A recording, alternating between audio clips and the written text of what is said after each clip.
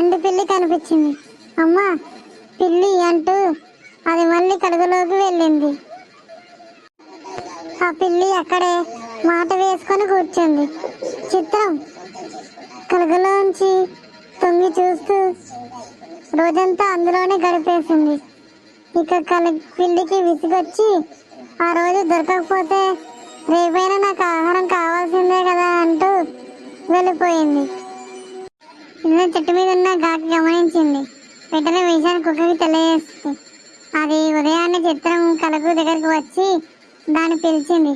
కాస్త భయంగానే అది బయటకు వచ్చింది. పిల్లి పిలిచి ఎక్కడికి తినేస్తుందో అని కంగారు పడింది.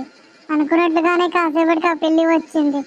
దాన్ని చూసిన కుక్క చిత్రంలో మిత్రురాలు దానికి ఏదైనా హాని తలపితే చూస్తే అసలు ఊరుకోను అని హెచ్చరించింది. దాంతో